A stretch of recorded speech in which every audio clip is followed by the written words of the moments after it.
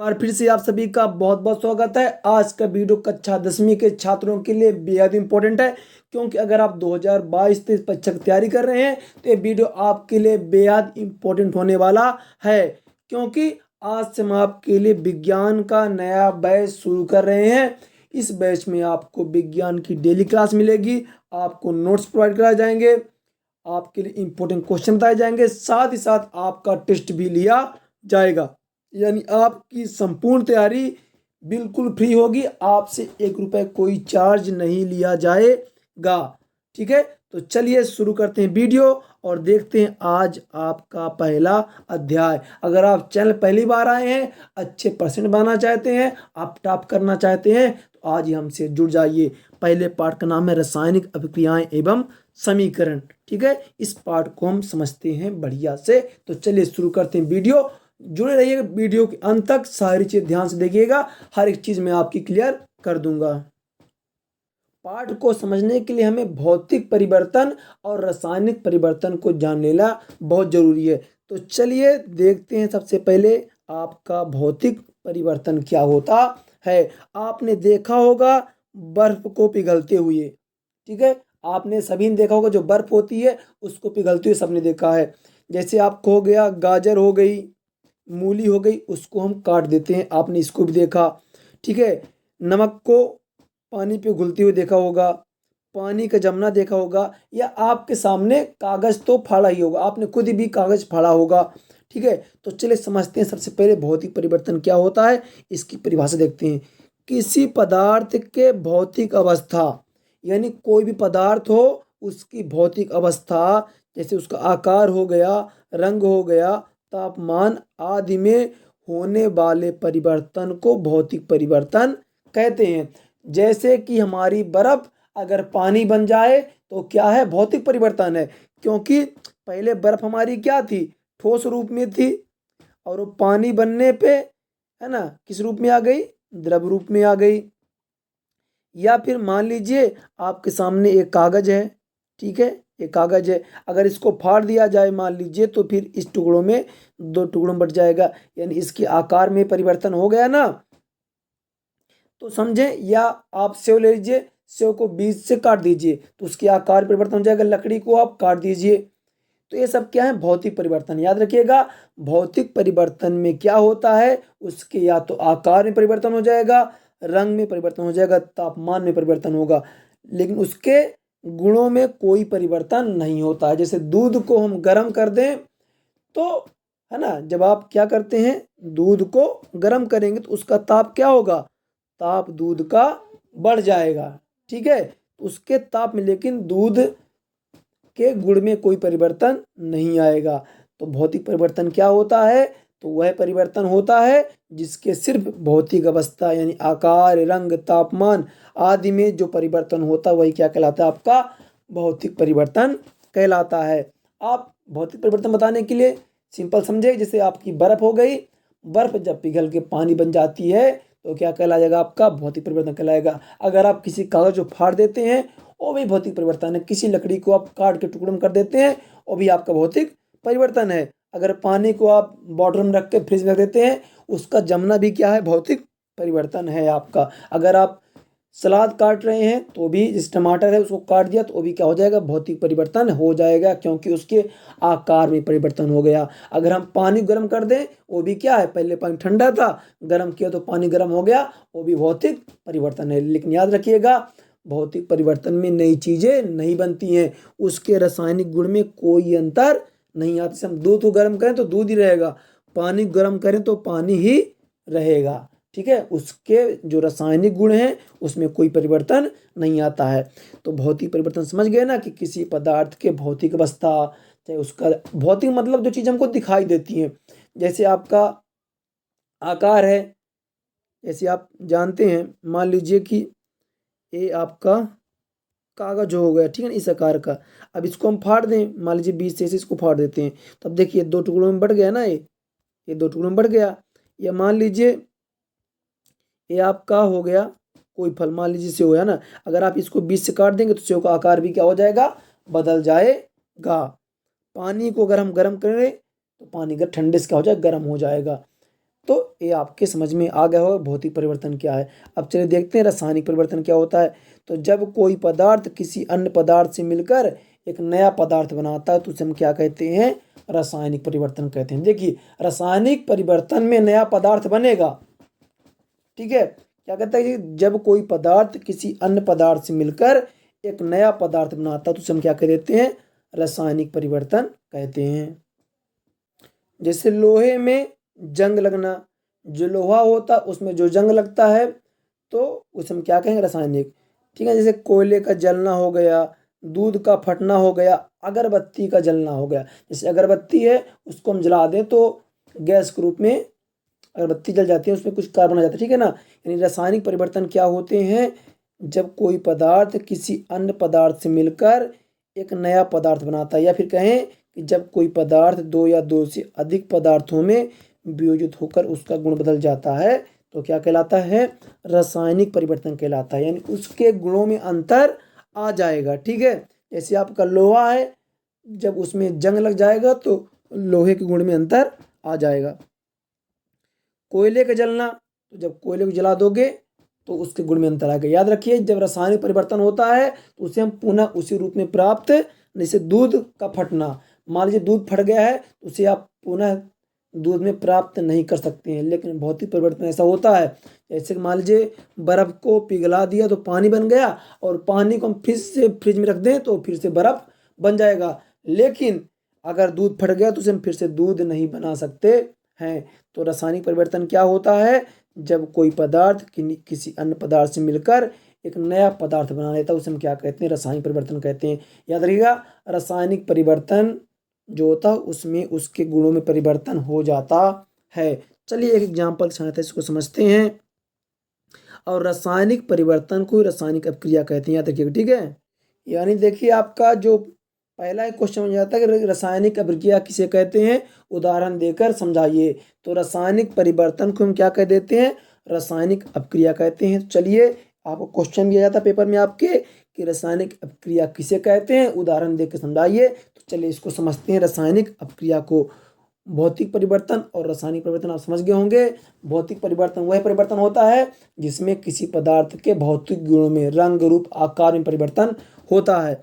और रासायनिक परिवर्तन वह परिवर्तन होता है जिसके रासायनिक गुणों में अंतर आ जाता है। यानी एक दो या दो से अधिक पदार्थ मिलके एक नए पदार्थ का निर्माण कर देते हैं रासायनिक अपक्रिया में या रासायनिक परिवर्तन में। चलिए देखते हैं रासायनिक अपक्रिया, केमिकल रिएक्शन वह अपक्रिया जिसमें एक या एक से अधिक पदार्थ परस्पर अपक्रिया करके नए पदार्थ का निर्माण करते हैं एवं निर्मित पदार्थ के भौतिक व रासायनिक गुण मूल पदार्थों से भिन्न होते हैं, रासायनिक अपक्रिया कहलाती है। एकदम आसान तरीके से इसको समझेंगे कि वह अपक्रिया जिसमें एक या एक से अधिक पदार्थ परस्पर अपक्रिया करके नए पदार्थ का निर्माण करते हैं, ठीक है। याद रखिए कि रासायनिक अपक्रिया क्या होती है, तो वह अपक्रिया जिसमें एक या एक से अधिक पदार्थ, याद रखिए रासायनिक अपक्रिया यानी वह अपक्रिया जिसमें एक या एक से अधिक पदार्थ परस्पर अपक्रिया करके नए पदार्थ का निर्माण करते हैं, ठीक है। आपस में क्या करें, क्रिया करके नए पदार्थ का निर्माण करेंगे, और जो पदार्थ बनेगा उसका जो भौतिक और रासायनिक गुण होगा वो पहले वाले पदार्थ से भिन्न होता है, रासायनिक अपक्रिया कहलाती है। चलिए इसका उदाहरण देखते हैं। जैसे मैग्नीशियम धातु को वायु में जलाने पर मैग्नीशियम ऑक्साइड का सफ़ेद चूर्ण बनता है। देखिए यहाँ पे आप लोग हमारे पास देखिए ये हो गया मैग्नीशियम और ये हो गया ऑक्सीजन, दो पदार्थ हो गए ना। हमने यही परिभाषा पढ़ी थी ना कि दो या दो से अधिक पदार्थ परस्पर मिलकर, देखिए हमारे पास यहाँ मैग्नीशियम है और ऑक्सीजन है।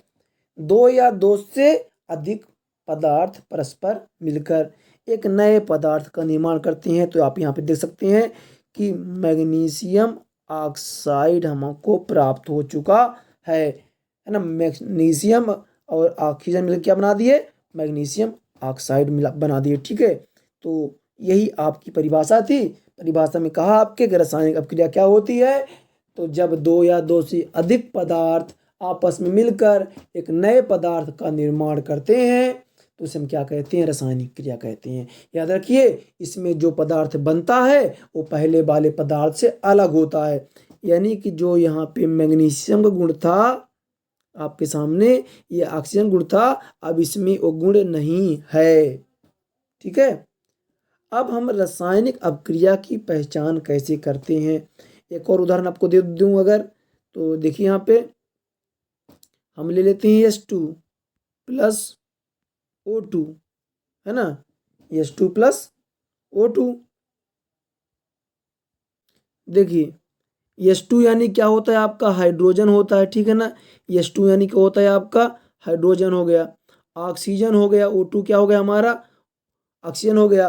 तो देखिए जब आपका हाइड्रोजन और ऑक्सीजन आपस में मिलते हो क्या बनता है, पानी बन जाता है। H2 वो आप क्या बनता है, पानी बनता है। तो हाइड्रोजन मिल गया और ऑक्सीजन मिलके में क्या बना दिए, पानी बना दिए। ठीक है, तो याद रखिए कि रासायनिक अपक्रिया क्या होती है, एक बार फिर मैं आपको बता देता हूँ। तो रासायनिक अपक्रिया वह अपक्रिया होती है जिसमें एक या एक से अधिक पदार्थ परस्पर अपक्रिया करके नए पदार्थ का निर्माण करते हैं एवं निर्मित पदार्थ के भौतिक व रासायनिक गुण मूल पदार्थों से भिन्न होते हैं। ठीक है, ये आपके सामने उदाहरण भी है। चलिए आगे बढ़ते हैं। अब रासायनिक अपक्रिया की पहचान कैसे करें, कोई आपसे पूछ ले कि रासायनिक अपक्रिया की पहचान कैसी होगी, तो याद रखिएगा आप लोग, अवस्था में परिवर्तन हो जाएगा, फिर रंग में परिवर्तन हो जाएगा, गैस निकलेगी, ताप में परिवर्तन, अपक्षेप का निर्माण, इसमें से कोई ना कोई गुण तो आपका आएगा ही आएगा।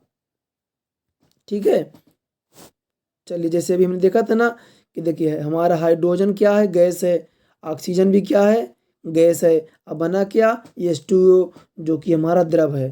ठीक है, तो अवस्था में परिवर्तन भी हो जाता है। जैसे अगर हम कार्बन को जला दें, जैसे मान लीजिए हम किसको जला दें, कार्बन को, तो कार्बन से गैस निकलती है ना।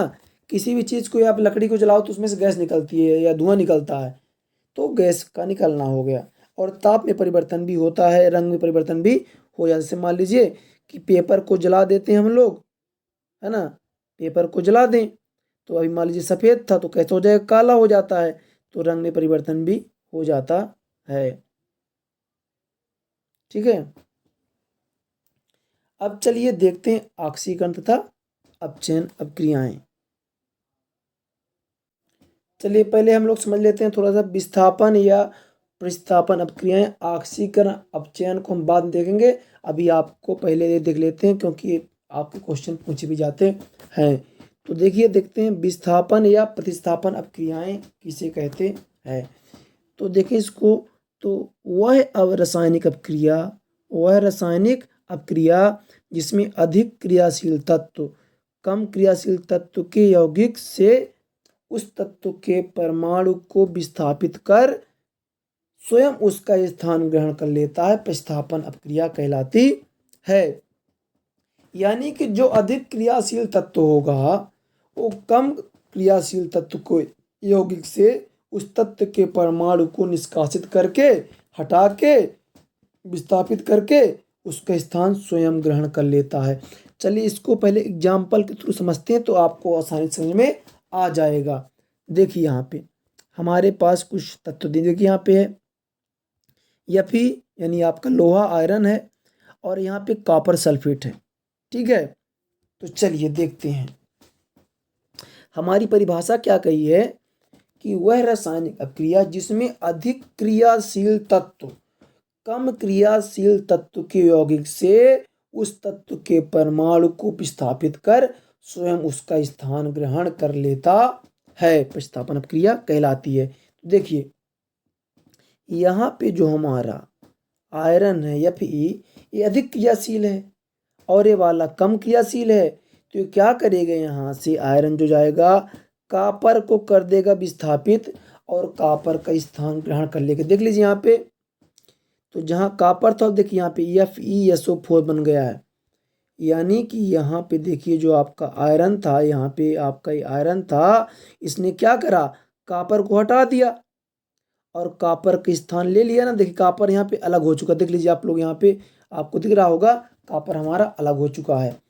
तो पहले क्या था, कॉपर सल्फेट था, क्योंकि यहाँ पे CuSO4 था ना, ध्यान से देखिए, तो कॉपर सल्फेट था लेकिन अब यहाँ पे क्या हो गया है आपका FeSO4। Fe अधिक क्रियाशील तत्व है, कॉपर कम क्रियाशील तत्व है। तो अब आयरन ने क्या करा, कॉपर को हटा दिया और वहां पे उसका स्थान ग्रहण कर लिया। यही तो परिभाषा है ना कि वह रासायनिक अपक्रिया जिसमें अधिक क्रियाशील तत्व कम क्रियाशील तत्व के यौगिक से उस तत्व के परमाणु को विस्थापित कर स्वयं उसका स्थान ग्रहण कर लेता है, विस्थापन अपक्रिया कहलाती है। ठीक है, समझ गए ना आप लोग। यहाँ पे चलिए एक और एग्जांपल लेते हैं, इसको तो आप समझ गए होंगे ना। देखिए यहाँ पे आपका जो Fe है, आयरन है, ये अधिक क्रियाशील है किसकी अपेक्षा, कॉपर की। तो कॉपर को हटा देगा यहाँ से, देखिए कॉपर को हटा देगा और कॉपर की जगह स्वयं आ जाएगा। देख लीजिए यहाँ पे SO4 तो रहेगा लेकिन ये FeSO4 हो चुका है और यहाँ पे कॉपर अलग हो गया। एक और लेते हैं, देखिए यहाँ पे जिंक है और फिर कॉपर सल्फेट है। तो जिंक अधिक क्रियाशील होता है तो कॉपर को हटा देगा और कॉपर का स्थान ग्रहण कर लेगा। देख लीजिए ZnSO4 जिंक सल्फेट हो गया और कॉपर यहाँ पे अलग हो गया है। ठीक है, तो उम्मीद करता हूँ आपको समझ में आ रहा होगा। नहीं यार कमेंट करिएगा, मैं फिर से आपको समझाने का प्रयास करूँगा। तो विस्थापन या प्रतिस्थापन क्या वह क्रिया होती है जिसमें अधिक क्रियाशील तत्व कम क्रियाशील तत्व के यौगिक से उस तत्व के परमाणु को विस्थापित कर उसका स्थान ग्रहण कर लेता है। ठीक है ना। तो देख लीजिए यहाँ पे एक आपका Fe आयरन अधिक क्रियाशील है, जो यौगिक है तो कम क्रिया, यहाँ पे कॉपर हमारा क्या है, कम क्रियाशील है, इसे हटा दिया और यहाँ पे आके उसका स्थान ग्रहण कर लिया। आगे बढ़ें तो यह अपक्रिया दो प्रकार की होती है। जो आपकी विस्थापन अपक्रिया होती है दो प्रकार की, एकल और द्विविस्थापन होता है। ठीक है, तो हमको क्या पढ़ना है, द्विविस्थापन पढ़ना है। आपसे पेपर में पूछा जाता है कि द्विविस्थापन अपक्रिया क्या है। तो चलिए देख लेते हैं द्विविस्थापन अपक्रिया। तो वे अपक्रियाएं जिनमें अभिकारकों के बीच आयनों का आदान प्रदान होता है उन्हें द्विविस्थापन अपक्रिया कहते हैं। वे अपक्रियाएं, चलिए इसको समझें अच्छे से, आप लोग वीडियो बने रहेगा, सारी चीज़ें मैं आपको क्लियर कर दूंगा, है ना। तो द्विविस्थापन अपक्रिया क्या होती है, तो वे अपक्रियाएं जिनमें अभिकारकों के बीच आयनों का आदान प्रदान होता है उन्हें द्विविस्थापन अपक्रिया कहते हैं। चलिए देखते हैं, याद रखिए इसमें किसका आदान प्रदान होगा, आयन का होगा। चलिए तुम्हारे पास यहाँ पे सोडियम सल्फेट यानी A2SO4 बेरियम क्लोराइड है आपका। अब देखिए यहाँ पे आयन हमारा देख सकते हैं आप, तो यहाँ पे देखिए सोडियम के पास आयन है, क्लोरीन के पास आयन है। वे अपक्रियाएं जिनमें अभिकारकों के बीच आयनों का आदान प्रदान होता है, तो सोडियम इसके पास चला जाएगा। देख लीजिएगा आप लोग, देखिए ध्यान से, जो आपके यहाँ पे सोडियम और दो सोडियम है, दो ही क्लोरीन है, तो ये आपस में जुड़ के क्या बना दिए, 2NaCl बन गया। अब बचा क्या, यहाँ से Ba बचा और यहाँ से SO4 बचा, तो बेरियम सल्फेट आपका बन गया। ठीक है ना। तो यहाँ पे देख सकते हैं आपका जो आपकी आयन का आदान प्रदान हो गया उसे हम क्या कहते हैं, द्विविस्थापन अपक्रिया कहते हैं। वे अपक्रियाएं जिनमें अभिकारकों के बीच आयनों का आदान प्रदान होता है उन्हें द्विविस्थापन अपक्रिया कहते हैं। एक और लेते हैं, देख लीजिए आप यहाँ पे AgNO3 है, KCl है। तो यहाँ पे देखें तो Ag क्या करेगा, Cl से जुड़ जाएगा और KNO3 अलग हो जाएगा। ठीक है, बताया था ना आपको ना, Ag में आयन है और सिल्वर में भी, क्लोरीन में है ना, Ag में प्लस होता है, क्लोरीन में माइनस आयन होता है। तो यहाँ पे सिंपल सी बात है, देखिए A अपना अलग हो गया, इतना A अलग हो जाएगा, KNO3 यहाँ पे आ गया, बचा क्या, इधर Ag इधर Cl, तो AgCl आपका हो गया। चलिए देखते हैं आगे, ऊष्माक्षेपी अपक्रियाएं, ये भी आपका इंपॉर्टेंट है। ऊष्माक्षेपी और ऊष्माशोषी को उदाहरण से समझाइए या फिर ऊष्माक्षेपी और ऊष्माशोषी में अंतर लिखिए। यहाँ से क्वेश्चन बन जाता है आपका। ठीक है, पहले हम पाठ पढ़ाएंगे, फिर पाठ के बाद आपको इंपॉर्टेंट क्वेश्चन कराएंगे और जो पाठ के अंत में क्वेश्चन होंगे वो भी क्वेश्चन आपको हम कराएंगे, संपूर्ण नोट्स आपको हम दिलाएंगे, परेशान हो या। ऊष्माक्षेपी अपक्रिया क्या होती है, जिन अपक्रियाओं में उत्पाद के निर्माण के साथ साथ ऊष्मा भी उत्पन्न होती है उन्हें ऊष्माक्षेपी अपक्रिया कहते हैं। ठीक है, यानी वे अपक्रियाएं जिनमें उत्पाद के निर्माण के साथ साथ ऊष्मा भी उत्पन्न हो, उसे हम क्या कहते हैं? ऊष्माक्षेपी अपक्रिया कहते हैं। ठीक है, याद रखिएगा कि ऐसी अपक्रियाएं जिनमें उत्पाद के निर्माण के साथ साथ ऊष्मा भी उत्पन्न हो, उसे हम क्या कहेंगे? ऊष्माक्षेपी अपक्रिया। जैसे देखिए यहाँ पे कि हम क्या कर रहे हैं, यहाँ पे कार्बन और ऑक्सीजन की क्रिया करा रहे हैं। किसकी? कार्बन ऑक्सीजन की, बना CO2 और साथ ही साथ 94 किलो कैलोरी ऊर्जा निकल रही है। या फिर आगे देखें CH4 प्लस 2O2 से कराए CO2 प्लस 2H2O प्लस ऊर्जा। यानी कि ऐसी अपक्रियाएं जिनमें उत्पाद के निर्माण के साथ साथ ऊष्मा उत्पन्न हो, ऊष्माक्षेपी कहलाती है। उत्पाद क्या होता है? तो देखिए जो प्रोडक्ट बनता है उसे उत्पाद कहते हैं। इसे यहाँ पे क्या है? हमारा उत्पाद है। ये क्या है? अभिकारक है। ठीक है, क्रियाकारक है यहाँ पे, जो क्रिया में भाग लेते हैं। अब ऊष्मा शोषी क्या होती है? तो जिस रासायनिक अपक्रिया में ऊष्मा का अवशोषण होता है उसे हम क्या कहते हैं? ऊष्मा शोषी अपक्रिया कहते हैं। ऊष्माक्षेपी क्या होती है? जिसमें उत्पाद निर्माण के साथ ऊष्मा निकलती है, उसे ऊष्माक्षेपी कहते हैं। ऊष्मा शोषी क्या होती है? कि जिसमें ऊष्मा का अवशोषण होता है, ऊष्मा शोषी अपक्रिया कहलाती है। आपके सामने उदाहरण रहा यहाँ पे N2O2 प्लस 45 किलो कैलोरी। अब यहाँ पे देखिए ऊष्मा का अवशोषण हो गया है, यहाँ पे सिर्फ 2NO बचा है, ऊष्मा नहीं निकली है। ठीक है, तो यही आपका मेन है। ऊष्मा शोषी में ऊष्मा का अवशोषण होता है और ऊष्माक्षेपी में ऊष्मा उत्पन्न होती है। अब चलिए देख लेते हैं संयोजन अपक्रिया क्या होती है। तो इसको भी देख लेते हैं, संयोजन अपक्रिया को, ये भी आपका इम्पोर्टेंट है। चलिए, वह रासायनिक अपक्रिया जिसमें दो या दो से अधिक पदार्थ संयोग करके एकल उत्पाद का निर्माण करते हैं, संयोजन अपक्रिया कहलाती है। वह रासायनिक अपक्रिया जिसमें दो या दो से अधिक पदार्थ संयोग करके एकल उत्पाद का निर्माण करते हैं। ठीक है, इसमें क्या होगा आपका कि दो या दो से अधिक पदार्थ आपस में संयोग करेंगे और एकल उत्पाद। उदाहरण से ज्यादा समझ में आपका आएगा। देखिए यहाँ पे आप याद रखिए कि संयोजन अपक्रिया में कोई भी सह उत्पाद नहीं बनता है। देखिए NH3 अमोनिया हो गई, HCl हाइड्रोजन क्लोराइड हो गया। अब देखिए यहाँ पे जो उत्पाद हमारा बना है वो एकल है। क्या परिभाषा थी? कि दो या दो से अधिक पदार्थ आपस में संयोग करके एकल पदार्थ को बनाते हैं। तो NH3 प्लस HCl तो क्या बना है आपका? NH4Cl बन गया आपका। ठीक है ना। या यहाँ पे देखें C प्लस Cl2 COCl2, यहाँ पे एक उत्पाद, यहाँ पे देखिए एक आपका पदार्थ है, एक पदार्थ है, तो क्या बना दिए? एकल उत्पाद यहाँ बना है ना, देख लीजिए आप लोग। तो संयोजन क्या क्या होती है? तो वह रासायनिक अपक्रिया जिसमें दो या दो से अधिक पदार्थ संयोग करके एकल उत्पाद का निर्माण करते हैं, संयोजन अपक्रिया कहलाती है। ठीक है, अब आपका यहाँ पे उदाहरण भी दिया है, आप देख लेते हैं। वियोजन तो वह रासायनिक अपक्रिया जिसमें यौगिक बाह्य कारकों के प्रभाव द्वारा अपने अपव्ययी तत्वों या लघु यौगिकों में अपघटित हो जाता है, वियोजन अपक्रिया कहलाती है। या हम सिंपल देख लें, इसकी परिभाषा सिंपल देख लेते हैं कि जिस अपक्रिया में एकल पदार्थ विभाजित होकर दो या दो से अधिक पदार्थों का निर्माण करता था। अभी हमने देखिए संयोजन में क्या देखा था कि दो या दो से अधिक पदार्थ संयोग करके क्या करते हैं? एकल पदार्थ का निर्माण कर देते हैं, एकल उत्पाद का।